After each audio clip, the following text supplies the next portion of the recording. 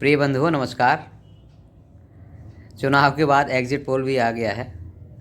Opinion poll तो समय समय पर पहले ही प्रसारित होते रहे हैं। ओपिनियन पोल में और इसके पश्चात एग्जिट पोल में अपने अपने सर्वे के अनुसार लोग रिजल्ट प्रसारित कर रहे हैं। ओपिनियन पोल क्या होता है? ओपिनियन पोल ये लोग कैसे कराते हैं? तो कोई भी सर्वे एजेंसी पहले एक ग्रुप निर्माण करती है कि किस प्रकार से एक ग्रुप बनाया जाए। लोग विभिन्न क्षेत्रों में जा कर के लोगों से पूछेंगे कि वो किसको मुख्यमंत्री के रूप में या किस पार्टी की दोबारा सरकार चाहते हैं। काफ़ी कुछ जो है तर्क के आधार पर आधारित होता है और साइंटिफिक है, इसलिए लोग कहते हैं कि हमें ओपिनियन पोल पर विश्वास करना चाहिए। ओपिनियन पोल का मतलब ये है कि लोगों की राय जानना, उनकी ओपिनियन जानना, और सर्वे एजेंसी सभी लोगों से ओपिनियन, जो भी जितने लोगों को उन्होंने सेलेक्ट किया है उनके सभी ओपिनियन को इकट्ठा करके फिर उसमें से आकलन करते हैं, निष्कर्ष निकालते हैं।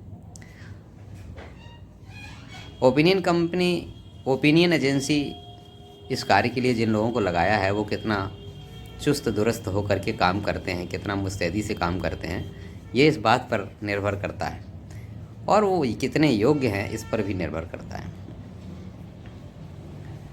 एग्जिट पोल जब कोई प्रत्याशी को वोट डाल करके निकलता है पोलिंग बूथ से,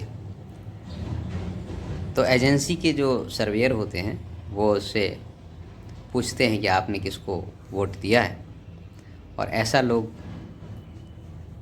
अनुमान करते हैं कि जो एग्जिट करने वाला व्यक्ति सही बताता है कि उसने किसको वोट दिया है। जैसे नहीं लोग कहते हैं कि मरने के समय व्यक्ति सही ही बोलता है, गलत नहीं बोलता। आज तो दिखलाई देता है कि जब कोई वोट डालकर आता है, बाहर निकलता है, तो बहुत से लोग जिसको उसने वोट दिया है बताते ही नहीं कि उन्होंने अमुक प्रत्याशी को वोट दिया है, उल्टा ही बता देते हैं। तो एग्जिट करके वोट डालकर एग्जिट करने वाले मतदाता आजकल अपने को काफ़ी छिपा के रखते हैं, किसी के बुरे भी नहीं बनना चाहते हैं। अच्छा भी है कि राजनीतिक वैमनस्यता बढ़ती चली जा रही है। इन परिस्थितियों में आज अपने को जितना बचा के रखें वही अच्छा है, क्योंकि मतदान भी तो ये गुप्त मतदान है। कहने का तात्पर्य है कि एग्जिट पोल के रिजल्ट भी जो है, भले ही चाहे कितना कहता हो कि ये साइंटिफिक हैं और सही निर्णय करते हैं, पिछले चुनावों के पश्चात निकलने वाले एग्जिट पोलों से भी ये पता चला है कि कई बार एग्जिट पोल के जो नतीजे हैं वो एक्चुअल पोल के नतीजों से भिन्न हो जाते हैं।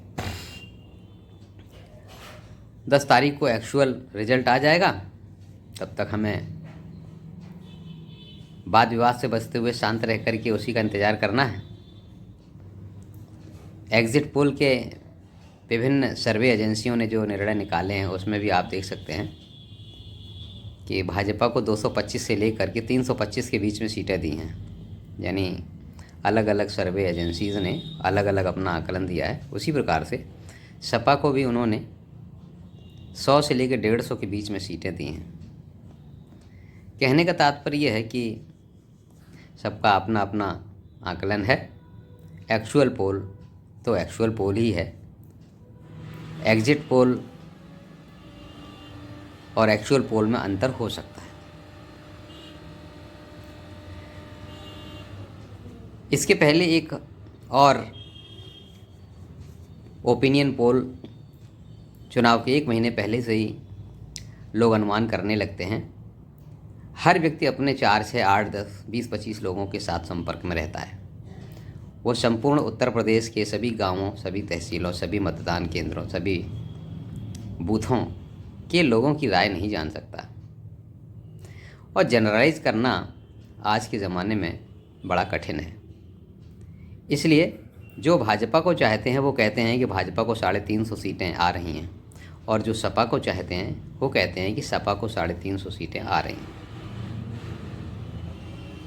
दोनों सही बोल रहे हैं, क्योंकि दोनों का सीमित दायरे तक ही केवल संपर्क है और उस संपर्क के आधार पर, उस विचार के आधार पर ही वो अनुमान कर रहे हैं। जो एक पार्टी के समर्थक होते हैं वो अपने समान विचार वाले लोगों के संपर्क में रहते हैं और उन्हीं की राय को वो प्रदर्शित करते हैं। इसलिए 24 करोड़ के इस उत्तर प्रदेश में सभी लोगों के राय के अनुसार किसने किसको वोट दिया है, बहुमत किसको मिलेगा, कौन सा प्रत्याशी जीतेगा, ये एग्जिट पोल के नतीजे से नहीं बल्कि एक्चुअल पोल के नतीजे से ही पता चलेगा और उसका हमें इंतज़ार करना ही पड़ेगा। तब तक सभी अपनी अपनी पार्टी को जिताएं, लेकिन 10 तारीख के पश्चात जो भी रिजल्ट आए उसको सभी लोग स्वीकार करें। फिर ईवीएम पर किसी तरह का दोषारोपण न करें और अन्य पद्धति पर दोषारोपण न करें। साथ ही अगर किसी ने विपरीत पार्टी को वोट दिया है तो उसके प्रति भी सद्भावना का ही इजहार करें, किसी से वैमनस्यता मत पालें। धन्यवाद, नमस्कार।